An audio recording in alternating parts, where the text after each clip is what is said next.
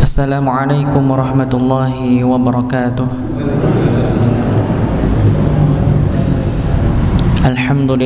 Alhamdulillahi nahmaduhu wa nasta'inuhu wa nastaghfiruh wa na'udzu billahi min shururi anfusina wa min sayyiati a'malina.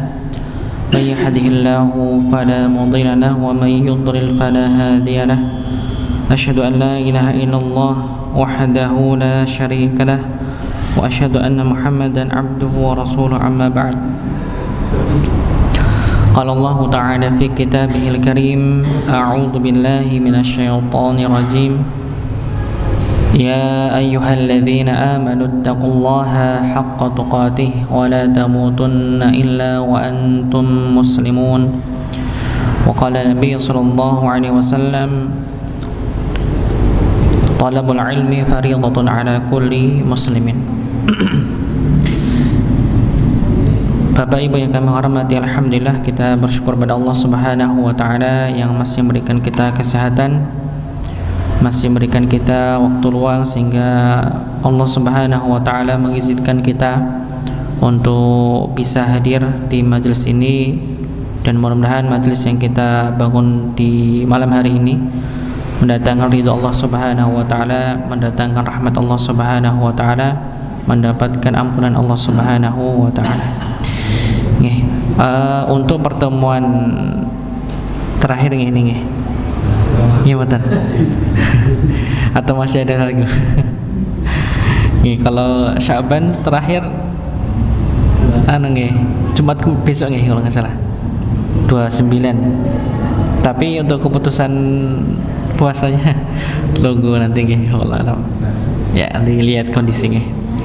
Ya, untuk pertemuan kali ini sengaja nggih kami ambil tema begitu nggih, untuk mengkaji berkenaan tentang Ramadan.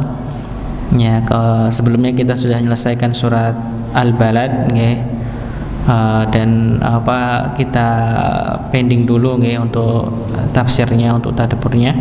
Kita masuk pada momen insyaallah nggih, mudah-mudahan Allah Subhanahu wa taala izinkan kita untuk bisa berjumpa dengan bulan yang mulia, yaitu bulan Ramadan, dan bisa berjumpa dengan bulan Ramadan, dan Allah izinkan untuk kita bisa beramal soleh sebanyak-banyaknya di bulan Ramadan. Maka sebelum kita beramal soleh nggih, sebelum kita berkompetisi nggih, berlomba-lomba untuk beribadah di bulan Ramadan, maka yang layak untuk kita lakukan yang pertama adalah mengetahui tentang ilmu berkenaan tentang bulan Ramadan, agar nantinya ketika Allah izinkan kita masuk di bulan Ramadan benar-benar bisa maksimal, ya, benar-benar bisa maksimal untuk beribadah kepada Allah Subhanahu wa taala. Dan memang perlu kita fahami Bapak Ibu sekalian, setiap ibadah yang kita lakukan seumur hidup kita belum tentu semuanya diterima oleh Allah Subhanahu wa taala. Ya, maka kita sebagai seorang hamba berusaha semaksimal mungkin, berikhtiar, berjuang dengan mengondisikan diri kita, mengendalikan diri kita, agar nantinya ketika kita beribadah kepada Allah Subhanahu wa taala diterima oleh Allah Subhanahu wa taala. Ya, salah satu kerugian di antara kerugian seorang hamba Allah Subhanahu wa taala ketika dia sudah beribadah di hadapannya ternyata ada beberapa ibadah yang tidak diterima oleh Allah Subhanahu wa taala, maka ini masuk ke kerugian. Maka kami ambil nggih, tema ini untuk kita sama-sama pelajari di Al-Kautsar ini nggih, biar nantinya harapannya agar nantinya ketika masuk Ramadan kita benar-benar bisa maksimal, dan hal-hal yang pokok di bulan Ramadan kita bisa lakukan, hal-hal yang kiranya memang kita perlu hindari, maka agar kita bisa menghindarinya, agar ibadah kita benar-benar berkualitas. Ya, sebagaimana firman Allah Subhanahu wa taala, "Alladzi khalaqal mauta wal hayata liyabluwakum ayyukum ahsanu amala wa huwal azizul ghafur."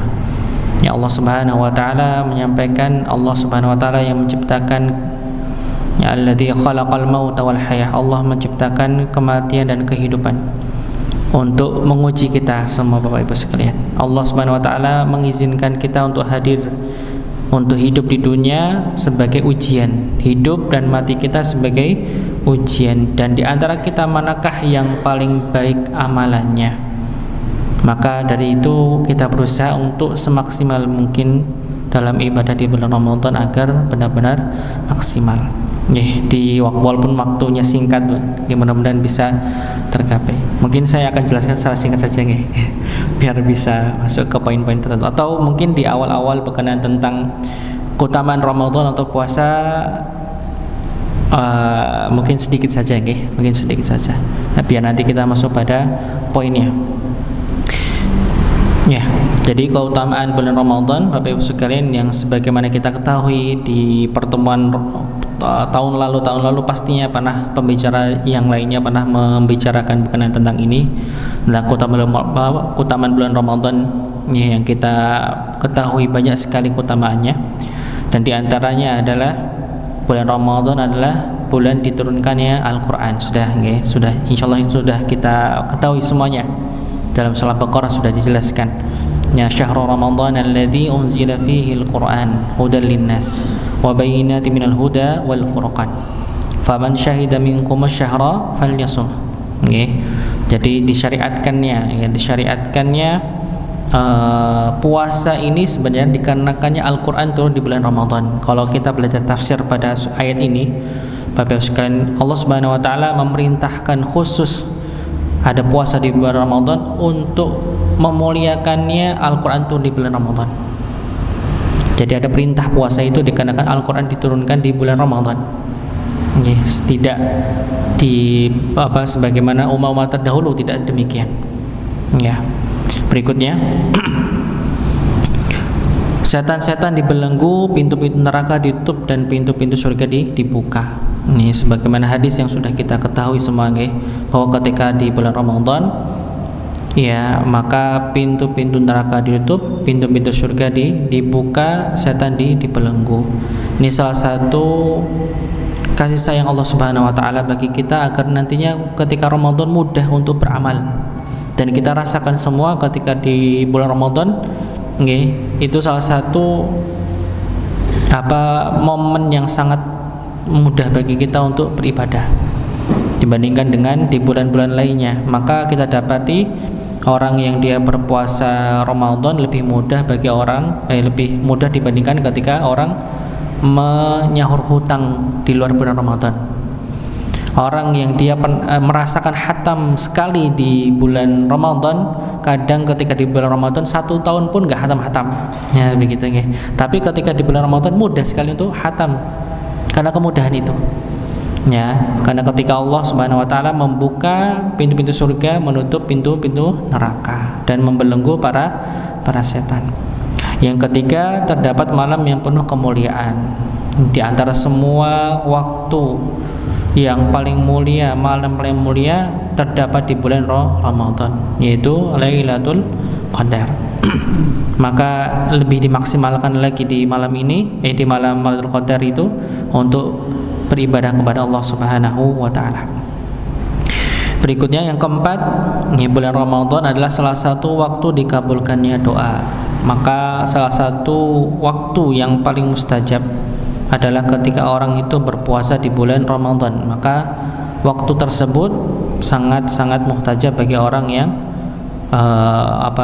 berdoa di waktu tersebut. Apalagi selepas ketika dia sudah mulai berbuka. Maka ini lebih afdal karena dia sudah melaksanakan suatu amal solehnya. Maka ketika dari amal solehnya dia berdoa, maka lebih mustajab. Atau dia menjadikan amal soleh itu sebagai wasilah tawasul amal soleh tersebut ketika selepas dari berbuka puasa atau selepas dari puasa. Berikutnya keutamaan puasa. Keutamaan puasa dalam agama kita dijelaskan, puasa adalah jalan meraih takwa. Salah satu jalan paling mudah kita untuk jadi orang-orang yang bertakwa adalah dengan kita berpuasa di bulan Ramadan. Karena kita sudah ketahui semua bahwa orang yang layak masuk ke dalam surga hanyalah orang-orang yang bertakwa. Uiddat lil muttaqin, diperuntukkan bagi orang-orang yang bertakwa. Lah bagaimana yang belum sampai ke tingkat orang-orang bertakwa kualitasnya? Ya dicuci dulu, ya begitu nggih. Dijemur dulu, dibilas dulu baru masuk kan begitu di. Nah, maka kalau memang dia sudah pantas untuk langsung masuk surga begitu ya, dengan izin Allah Subhanahu wa taala, maka ini levelnya sebagai orang-orang yang bertakwa. Maka jalan yang paling mudah untuk kita meraih ketakwaan yaitu dengan kita menjalankan kewajiban kita berpuasa Ramadan. Berikutnya yang kedua, puasa adalah penghalang dari siksa neraka. Puasa adalah penghalang dari siksa api neraka. Bagi orang yang dia berpuasa, maka Allah akan jauhkan dirinya dari neraka sejauh perjalanan 70 tahun. Ya, ini menandakan bahwa Allah benar menjauhkan dirinya orang yang berpuasa itu dari neraka. Jadi 70 tahun ini bukan batas nggih, tapi ini menunjukkan bahwa sejauh-jauhnya, intinya begitu nggih, sejauh-jauhnya dari neraka. Berikutnya yang ketiga, puasa akan memberikan syafaat bagi orang yang menjalankan. Jadi yang sebagaimana kita tahu, Al-Quran memberikan syafaat, puasa pun juga memberikan syafaat bagi orang-orang yang menjalankannya. Maka bagi orang yang selalu menjalankan puasa wajib terutama, apalagi ditambah dengan sunnahnya, maka puasa akan mendatangi Rabbnya dan meminta izin kepada Allah Subhanahu wa taala untuk memberikan syafaat bagi yang menjalankannya. Ya, jadi jalan kita untuk mendapatkan syafaat sangat banyak sekali. Salah satunya dengan kita istiqomah, rajin-rajin berpuasa, terutama di bulan Ramadan. Maka dimaksimalkan dengan sebaik-baiknya. Berikutnya yang keempat, orang yang berpuasa akan mendapatkan pengampunan dosa. Maghfirah, sebagaimana dalam hadis, man shoma ramadanan imanan wahtisaban ghufira lahu ma taqaddama min dambih. Orang-orang yang berpuasa yang dia karena imannya, karena ikhlasnya mengharap ridha Allah, mengharap pahala Allah bukan yang lain-lainnya, maka Allah akan mengampuni dosanya di masa lalu. Ini keutamaannya ketika kita berpuasa. Syaratnya berpuasa. Berpuasa karena Allah, bukan ikut-ikutan, bukan ikut-ikutan tetangga, bukan ikut-ikutan sama saudara atau masyarakat umumnya, tapi dikarenakan landasan keimanan dia terhadap syariat Allah Subhanahu wa taala. Berikutnya yang kelima, puasa adalah penahan syahwat. Ini salah satu manfaatnya. Puasa adalah penahan syahwat. Jadi orang yang dia ingin menahan syahwatnya, apalagi yang dia belum bisa untuk menikah, maka salah satu penahannya adalah dengan berpuasa. Ini maka salah satu manfaat keutamaan dari puasa. Yang keenam, orang yang berpuasa, maka ada pintu khusus bagi orang yang berpuasa, yaitu pintu Ar-Rayyan. Pintu khusus bagi orang yang dia berpuasa. Maka ketika dia nantinya masuk surga Allah, maka dia diizinkan masuk pintu khusus, yaitu pintu Ar-Rayyan, yaitu pintu khusus bagi orang yang berpuasa. Dan orang selain orang yang rajin berpuasa, maka tidak masuk kepada pintu tersebut, karena ini khusus bagi orang yang dia rutin menjalankan puasa wajib maupun sunnah. Berikutnya yang ketujuh, orang yang berpuasa memiliki waktu mustajab. Sudah ini berkenaan tentang mustajabnya waktu di bulan Ramadan, terkhusus ketika dia dalam keadaan setelah berpuasa. Ketika dia berbuka, maka berdoa banyak-banyak agar manfaat waktu itu mustajab, agar semua keinginan kita dikabulkan oleh Allah Subhanahu wa taala. Berikutnya puasa, hukum puasa Ramadan. Maka disebutkan secara bahasa, puasa atau dalam bahasa Arab saum atau siam, ini bermakna imsak, menahan diri. Jadi kalau puasa ini artinya menahan diri dari apa? Dari makan, minum, berbicara, nikah, berjalan. Ini makna bahasanya. Intinya dia menahan. Puasa adalah menahan. Ya. Kalau secara istilah adalah menahan diri dari segala pembatal dengan tata cara yang khusus. Maka orang yang berpuasa ini menahan dirinya dari segala pembatal-pembatal puasa. Ini istilah dari puasa. Ya, puasa Ramadan itu wajib bagi setiap muslim. Pertama, ya. Jadi puasa Ramadan itu wajib bagi siapa? Yang pertama, orang yang muslim, orang Islam. Syarat pertama. Yang kedua, dewasa, sudah balik. Sudah balik. Jadi kalau belum balik belum ada kewajibannya. Ya, tapi dilatih saja. Dilatih untuk nantinya ketika dia sudah balik bisa siap begitu ya. Jadi yang pertama dia muslim, yang kedua dewasa, berikutnya berakal. Jadi kalau nggak punya akal nggak wajib. Seperti siapa? Orang gila. Maka orang gila nggak wajib untuk berpuasa, jangan dipaksa. Kasihan, nggak nyambung dia nanti. Maka orang yang tidak punya akal, orang gila, maka tidak ada kewajiban untuk berpuasa. Berikutnya orang yang dia sehat, dalam keadaan sehat. Maka orang yang sehat, maka dia wajib untuk berpuasa. Maka yang sakit ada rukhsah, ada keringanan untuk tidak berpuasa. Bahkan bisa wajib tidak berpuasa jika memang ketika dia berpuasa malah menimbulkan mudarat yang lebih besar. Berikutnya orang yang dia mukim, tidak bersafar. Dalam keadaan dia tidak melakukan perjalanan, maka dia wajib. Maka orang yang dia melakukan perjalanan, maka ada keringanan untuk tidak berpuasa. Maka para ulama berdasarkan dalam ayat, dalam hadis dan kesepakatan para ulama bahwa puasa Ramadan itu wajib hukumnya. Maka kalau wajib dia menjalankan dapat pahala, jika tidak menjalankan mendapatkan dosa. Sebagaimana dalam hadis disebutkan, dalam ayat juga disebutkan, dan kesepakatan para ulama. Berikutnya ada sedikit cerita. Inti cerita di sini adalah orang yang dia Rasulullah SAW ditampakkan, diperdengarkan jeritan seorang yang itu diberitahu bahwa jeritan itu orang penghuni neraka yang dia tidak berpuasa, dalam keadaan dia tergantung dengan usus besarnya dan mulutnya robek. Maka Rasulullah bertanya, siapakah itu? Para sahabat bertanya kepada Rasulullah. Rasulullah menjawab, haula'il ladzina yuftiruna qabla tahillati shaumihim. Mereka adalah orang-orang yang berbuka membatalkan puasa selama tiba waktunya. Jadi orang-orang yang sengaja tidak berpuasa dan sengaja membatalkan puasa sebelum waktunya, maka orang itu akan mendapatkan siksa yang pedih. Ini menunjukkan wajibnya berpuasa, wajib.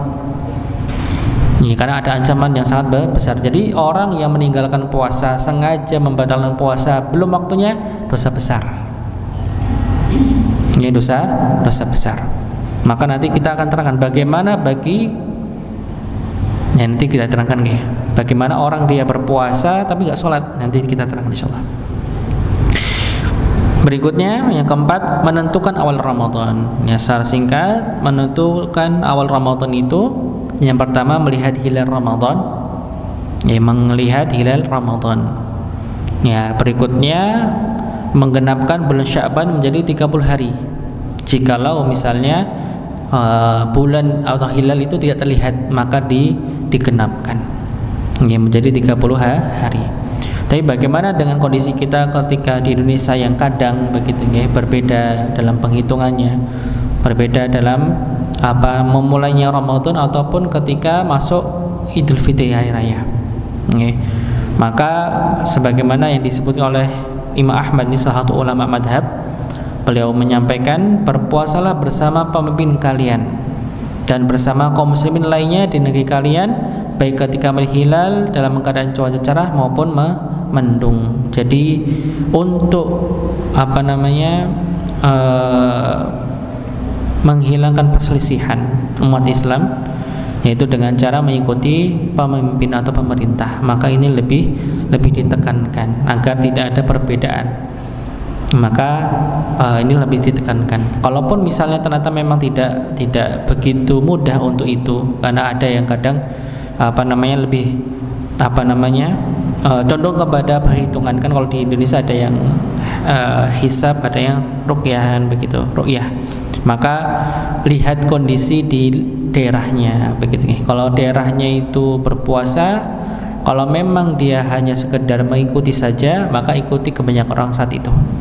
Tapi ini kalaupun dia yakin begitu nih, yakin dengan pilihannya untuk waktu berikutnya baru berpuasa, maka dia boleh tidak berpuasa saat itu, tapi tidak menyalahkan yang berpuasa saat itu karena dia memilih untuk besoknya begitu nih. Atau sebaliknya, menyalahkan yang sebaliknya. Maka jangan juga bahasanya berkoar-koar. Ya, tadi untuk dirinya dengan keluarganya saja. Untuk apa? Untuk menghindari perselisihan. Ya, maka penting kita untuk menjaga persatuan kaum muslimin. Maka pilihan paling utama adalah mengikuti keputusan pemerintah, ini lebih baik. Berikutnya, ya, syarat wajib puasa. Ya, syarat wajib puasa, ya, sebagaimana tadi juga disebutkan di awal, nih. Syarat wajib puasa yang pertama, seorang muslim beragama Islam, berakal, sudah balik. Yang keempat, mengetahui akan kewajiban berpuasa. Jadi kalau tidak tahu, tidak ada kewajiban karena tidak tahu. Kalau tidak tahu, bukan nggak mau tahu, tapi memang tidak tahu begitu ya, maka tidak ada kewajiban. Tidak ada kewajiban. Kalaupun dia sudah tahu, baru dia kewajiban untuk melakukan puasa. Berikutnya, syarat wajib memenuhi puasa. Kalau tadi kan syarat wajibnya orang yang berpuasa. Jadi kalau dia muslim, berakal, balik, mengetahui hukumnya, wajib bagi dia. Dia dibebani syariat, beban syariat berpuasa. Tapi untuk syarat wajib menunaikannya ada dua. Ketika dia sudah masuk semua nih syaratnya wajib, dibebankan dirinya untuk melakukan puasa. Tapi ketika itu dia dalam keadaan sakit, tidak sehat, maka itu ada keringanan. Okay. Ketika dia dalam keadaan dia bersafar atau berpergian, maka ada keringanan. Okay. Ada keringanan. Jadi bagi orang yang dia dalam keadaan sakit, maka ada keringanan. Ketika dalam keadaan safar ada keringanan. Okay. Berikutnya yang ketiga, dalam keadaan haid atau nifas, maka juga ada keringanan. Ini bagi perempuan, ini bagi perempuan. Ya. Berikutnya, syarat sahnya puasa. Ya, syarat sahnya puasa yang pertama adalah dalam keadaan suci dari haid dan nifas, ini untuk perempuan. Berikutnya yang kedua adalah berniat. Nah, ini wajib nih, berniat itu wajib. Ini syarat sahnya puasa harus berniat. Maka memang pendapat yang paling kuat dan kebanyakan para ulama, niat puasa dilakukan setiap hari, malam hari sebelum berpuasa. Walaupun memang ada Imam Malik khususnya itu berpendapat dia boleh merapel satu kali niat untuk 30 hari. Jikalau memang mungkin dia orangnya pelupa misalnya. Mungkin dia punya penyakit sering kelupaan begitu nggih. Maka dia meniatkan di awal saja tidak masalah. Ini pendapat dari Imam Malik rahimahullah. Tapi kalau misalnya pendapat yang paling kuat, paling banyak, yaitu setiap hari niat berpuasa setiap malamnya sebelum datangnya fajar. Maka ini perlu. Berikutnya, ya, niat itu letaknya di dalam hati. Ibu, Bapak. Jadi kalau ketika kita berpuasa, niat dalam hati itu sudah sah. Niat dalam hati itu sudah sah. Tidak perlu dengan melafadzkan niat. Maka niat dalam hati itu sudah sah. Tapi bagaimana dengan sebagian mungkin masyarakat kita yang dia mungkin lebih yakin, lebih mantap ketika dia melafadzkan niat. Ya, maka sekali lagi ini yang kami dapatkan, maka kalau misalnya dia khawatir dalam hatinya itu tidak yakin, tidak ada kemantapan, dalam niatnya. Kalau tidak dilafadzkan maka monggo untuk dilafadzkan. Tapi sekali lagi itu bukan wajib, bukan kewajiban. Tapi ini sebagai anjuran bagi memang dia tidak mantap ketika tidak melafadzkan, atau dia gampang lupa misal jadi begitu nggih. Maka melafadzkan sebagian ulama ada yang membolehkan, tapi sekali lagi ya itu bukan hal yang wajib. Kalaupun dia sudah meniatkan dalam hatinya sudah sah, sudah selesai. Kalaupun dia ingin memantapkan diri dengan melafadzkan, monggo silakan. Dan lafadznya bebas, nggak harus bahasa Arab, bahasa Indonesia juga boleh. Nggak harus keras-keras atau berjamaah, sendiri juga boleh. Ya, tapi bagaimana dengan misalnya kita dapati di masyarakat kita umumnya dari dulu, dari saya kecil malah sampai sekarang, itu melafadzkan berjamaah gitu nggih. Ya, ini husnudzon kita dan para ustadz yang lainnya yang memahami nggih, bahwa pihak para kiai kita dulu zaman dahulu begitu nggih, ketika melafadzkan niat berjamaah itu dikarenakan masyarakatnya banyak awam, mereka tidak tahu syariat berniat, banyak yang sepuh misalnya. Ya, maka melafadzkan niat dengan mengeraskan itu biar menguatkan hatinya untuk mantap dalam meniatkan puasa. Karena kalau tidak dibimbing seperti itu, ya nanti lupa. Apalagi yang sudah sepuh-sepuh ini husnudzon kita. Ya, husnudzon kita kepada para ulama di Nusantara ini. Walaupun sekali lagi secara syariat, maka orang ketika dia meniatkan dalam hati itu sudah cukup, itu udah ijma' para ulama. Kalau kita lihat para ulama itu sudah sepakat semuanya bahwa meniatkan puasa atau ibadah lainnya dengan hati sudah cukup, begitu ya. Tapi tidak memungkiri ada para ulama yang lain yang membolehkan untuk melafadzkan niat. Okay. Walaupun memang Imam Malik mengatakan lebih baik dihindari. Ya, ini kehatian beliau, okay, karena memang tidak ada syariat secara khusus dari Rasulullah SAW untuk melafadzkan niat secara khusus begitu, okay. Maksudnya secara khusus tidak ada. Maka ketika dengan hati saja sudah cukup. Okay. Dalil berkenaan tentang wajibnya kita untuk meniatkan sebelum fajar, sebelum berpuasa. Ini sebagaimana sabda Rasulullah SAW, "Man lam yujmi'is siyama qabla al-fajri fala siyamalah." Barang siapa yang tidak berniat sebelum fajar maka puasanya tidak sah. Ini masalahnya. Enggak salahnya. Dalilnya ini. Maka harus berniat sebelum berpuasa. Harus berniat sebelum fajar. Ya. Berikutnya, ya, rukun puasa. Rukun puasa adalah menahan diri dari berbagai pembatal puasa, dari terbit fajar sampai terbenamnya matahari. Jadi selama kita terbit fajar sampai terbenamnya matahari, begitu nggih, maka kita hindari hal-hal yang bisa membatalkan puasa. Itu rukunnya. Nggih, kalau misalnya kita bisa menghindar dari semua pembatal, insyaallah itu termasuk ibadah puasa yang sah. Ya, yang insyaallah diterima Allah Subhanahu wa taala. Berikutnya yang keenam, yang mendapatkan keringanan tidak berpuasa. Ya, yang tidak mendapatkan keringanan berpuasa, yang pertama orang yang sakit. Nah, maka ini mendapatkan keringanan berpuasa. Tapi kita lihat sakitnya apa dulu, nggih. Kalau sakit nggih. Sakit. Kalau sakitnya itu dikarenakan jatuh, gatal-gatal, itu tetap puasa nggih. Ya. Tadi lihat dulu sakitnya kenapa dulu. Kalau sakitnya memang dia sampai menjadikan kekuatan fisiknya itu melemah, maka boleh dia untuk tidak berpuasa. Kalaupun dia merasa dirinya kuat, maka berpuasa.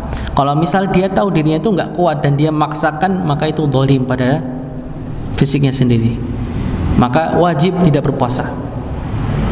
Jangan sampai puasa yang dia lakoni dalam keadaan benar-benar sakit dan khawatir malah menjadikan mudarat besar. Ya, ini adalah suatu kezaliman pada diri sendiri.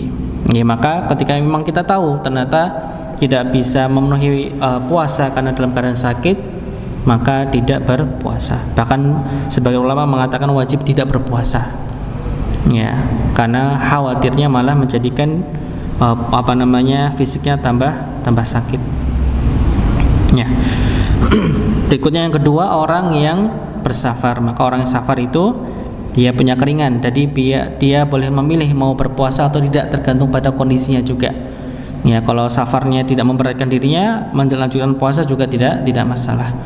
Maka sebaiknya ketika memang kita ada niatan untuk bersafar, baiknya maka tetap sahur dan niatkan untuk berpuasa. Tapi ketika dalam perjalanan ternyata ya kita tidak kuat, boleh membatalkannya. Ya, karena kadang kita tidak tahu kondisi, ternyata masih kuat, ya sudah teruskan.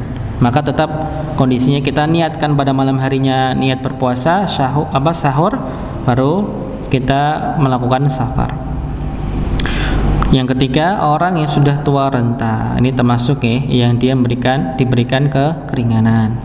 Maka bagi orang yang sudah sepuh, sudah tua renta, sudah benar-benar tidak punya kekuatan untuk berpuasa lagi, maka dia bisa menggantikannya dengan membayar fidyah. Ya, tidak perlu mengqadha, karena saya yakin tidak mudah lagi. Ya, tidak mudah lagi. Tapi beda dengan orang yang sakit, maka dia harus membayar hutang puasa atau mengqadha puasa. Ya, tidak ada fidyah bagi orang yang sakit, dan tidak ada fidyah bagi orang yang dia menyusui ataupun hamil. Ini condong ke sana pendapatnya, walaupun ada pendapat lainnya. Ya, wanita hamil dan menyusui, maka dia punya keringan untuk tidak puasa, tapi wajib bagi dia untuk mengqadhanya, mengganti puasa, ya, membayar hutang. Maka ini pendapat yang lebih kuat insyaallah. Ya. Berikutnya yang ketujuh, pembatal puasa. Pembatal puasa yang pertama, makan dan minum. Ini sudah kita ketahui, maka makan dan minum dengan sengaja membatalkan puasa. Ini makanan yang kiranya ketika kita makan menjadi lebih kuat. Kalau misalnya makan selain yang menjadikan kuat, misalnya makan batu, makan piring misalnya gitu, sendok, maka ini tidak masalah, tidak membatalkan puasanya. Ya, karena makan piring tidak menguatkan diri. Beda kalau makan ayam goreng, ya, makan nasi. Ya, jadi kalau kemasukan kerikil tidak contoh. Nah, maka tidak membatalkan puasa. Ini yang membatalkan jika memang itu menjadikan dirinya tambah kuat, berenergi. Kayak misalnya bagaimana hukumnya kalau berpuasa dia pakai infus? Batal karena dia menambah energi.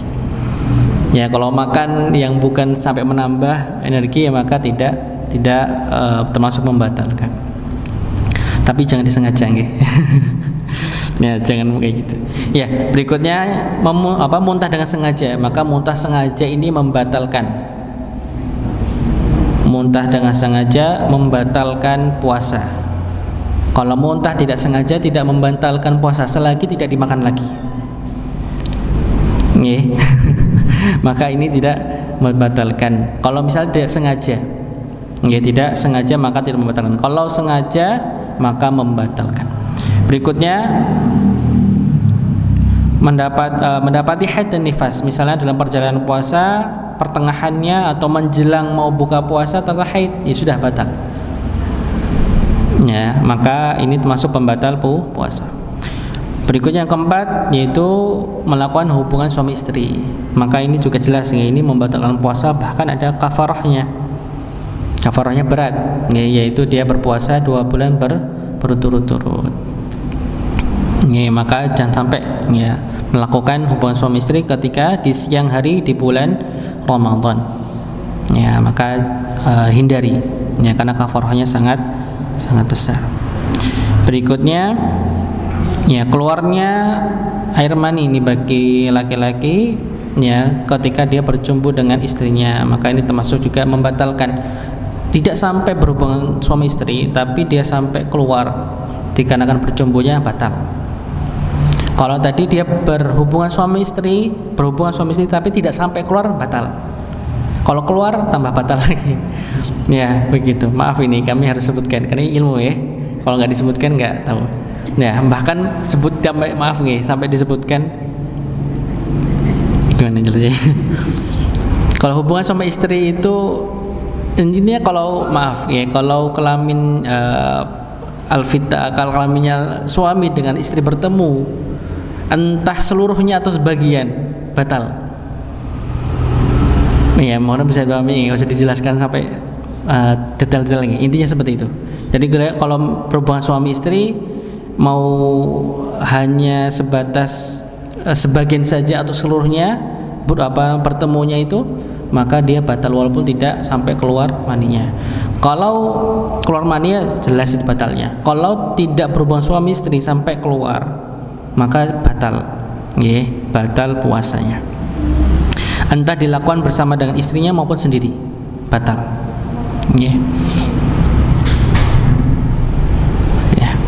Berikutnya yang membolehkan ketika berpuasa. Yang membolehkan yang pertama mendapati waktu fajar dalam keadaan junub, maka tidak masalah. Misalnya suami istri berhubungan malam harinya, tiba-tiba bangun-bangun sudah waktu sahur. Kalau dia milih mandi dulu nanti malah habis waktunya, maka sahur aja.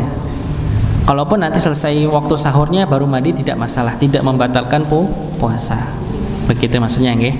Berikutnya yang kedua, ketika bersiwak di bulan puasa, maka ini dikhawatirkan membatalkan ketika pakai pasta gigi. Kalau pakai kayu siwak atau pakai sikat giginya saja, insya Allah tidak masalah. Tapi kalau pakai pasta giginya dikhawatirkan membatalkan, dikhawatirkan karena kandungannya sangat kuat. Dikhawatirkannya nanti malah membatalkan puasa. Berikutnya berkumur-kumur dan memasukkan air dalam hidung, istinsyak, maka ini juga khawatir tapi tidak masalah ketika tidak berlebihan. Memasukkan air di dalam hidung maka ini tidak masalah ketika tidak berlebihan.